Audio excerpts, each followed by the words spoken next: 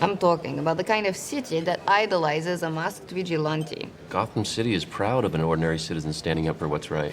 Gotham needs heroes like you, elected officials, not a man who thinks he is above the law. Exactly. Who appointed the Batman? We did. All of us who stood by and let scum take control of our city. But this is a democracy, Harvey. When their enemies were at the gates, the Romans would suspend democracy and appoint one man to protect the city. And it wasn't considered an honor, it was considered a public service. Harvey, the last man that they appointed to protect the Republic was named Caesar, and he never gave up his power. Okay, fine. You either die a hero, or you live long enough to see yourself become the villain. One of the institutions that developed during the time of the Roman kingdom was the Senate, the Roman Senate. Under the king had most of the power, but once the Roman Republic got established, the Senate took most of that power.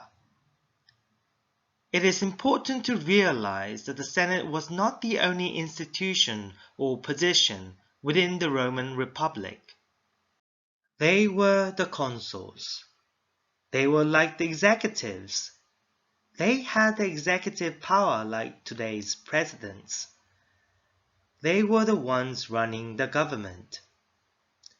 Now, a consul, even though it was considered a very high title, its power was very limited. There were two of them at any given time. They could veto each other to keep any one consul from getting too powerful, and they only had a 1-year term. And during that 1 year, they would alternate on a monthly basis on who was the more senior consul.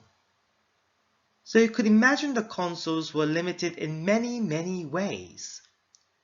And even though the Senate officially was supposed to advise the consuls, in practice, what the Senate told the consuls to do, the consuls actually did.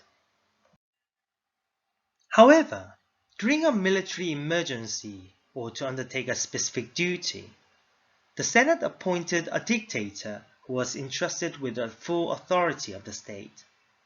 In order to prevent the dictatorship from threatening the state itself, severe limitations were placed upon its powers, such as the dictator was obliged to resign his office either when his appointed task had been accomplished or at the expiration of 6 months.